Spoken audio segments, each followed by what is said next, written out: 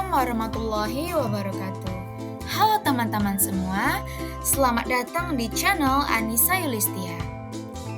Hari ini kita akan membahas salah satu topik penting dalam ilmu ekonomi, yaitu definisi pasar, jenis-jenis pasar, dan bentuk-bentuk pasar.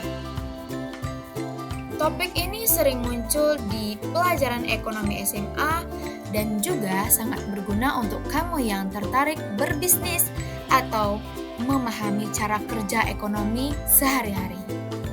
Yuk, langsung kita mulai. Baik, di pembahasan pertama kita akan membahas pengertian pasar. Ketika mendengar kata pasar, mungkin kamu langsung membayangkan pasar tradisional seperti pasar pagi atau pasar kaget. Tapi dalam ilmu ekonomi, pasar punya pengertian yang lebih luas. Secara umum, pasar adalah tempat bertemunya penjual dan pembeli untuk melakukan transaksi barang atau jasa. Transaksi ini bisa terjadi secara langsung, seperti bertemu di pasar, atau secara tidak langsung, misalnya melalui internet seperti di marketplace, Tokopedia, Shopee, atau Bukalapak. Jadi pasar bisa berbentuk fisik maupun non-fisik. Hal yang terpenting ada interaksi antara penawaran dan permintaan.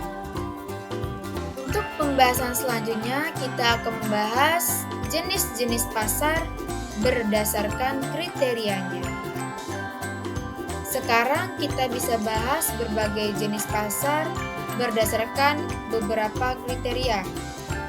Ada 4 kategori utama yang bisa kamu pelajari. Pada bagian A, berdasarkan wujudnya. 1. Pasar konkret atau pasar nyata merupakan pasar yang bisa kamu datangi dan lihat secara langsung.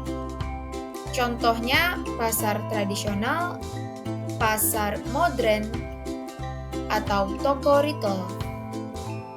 Yang kedua, pasar abstrak atau virtual. Tidak berbentuk fisik, tapi transaksi tetap terjadi. Contohnya pasar modal atau saham, pasar valuta asing atau forex, dan e-commerce. Bagian B, berdasarkan jenis barang yang diperjualbelikan. Pertama, pasar barang konsumsi. Menjual barang-barang untuk keperluan sehari-hari. Contohnya makanan, pakaian, dan sabun. Yang kedua, pasar barang produksi. Menjual barang yang digunakan untuk memproduksi barang lain.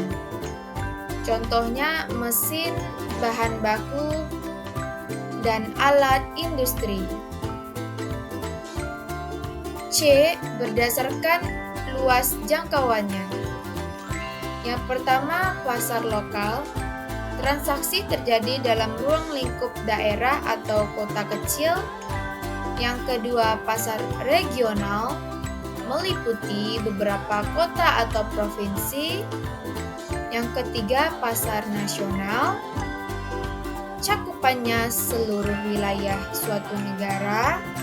Yang keempat, pasar internasional.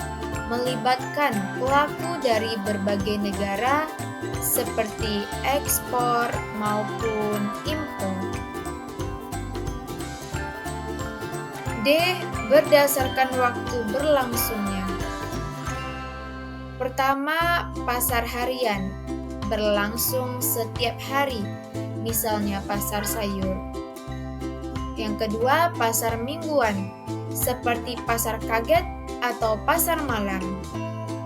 Yang ketiga, pasar temporer, dibuka hanya saat ada acara tertentu, seperti bazar atau expo.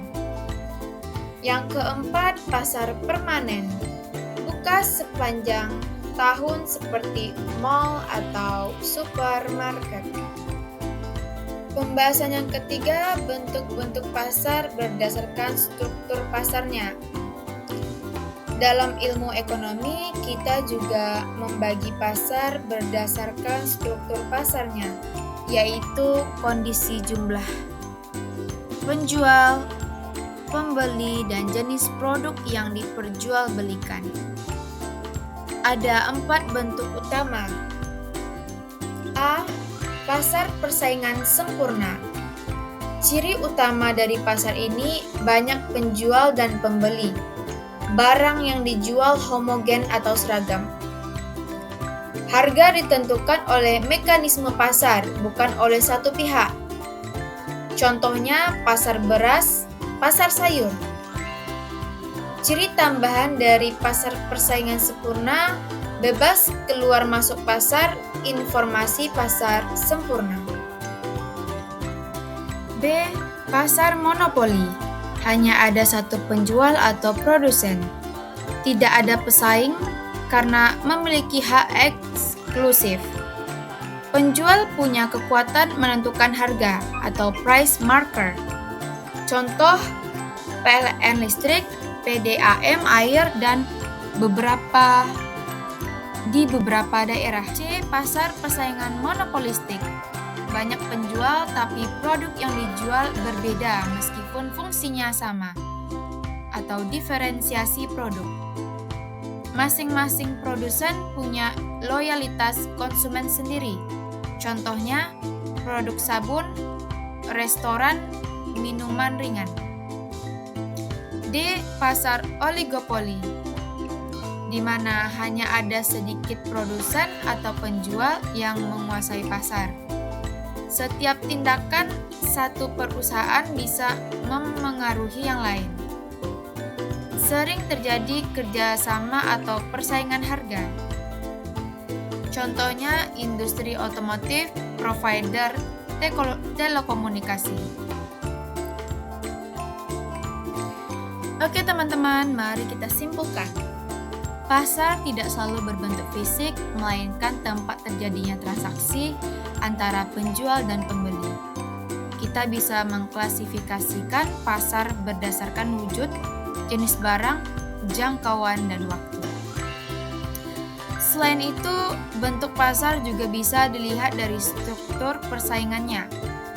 Apakah itu persaingan sempurna, monopoli, monopolistik, atau oligopoli? Semoga penjelasan ini bermanfaat ya. Kalau kamu suka konten edukasi seperti ini, jangan lupa like, share, dan subscribe agar gak ketinggalan video berikutnya. Sampai jumpa di pembahasan ekonomi berikutnya. Wassalamualaikum warahmatullahi wabarakatuh.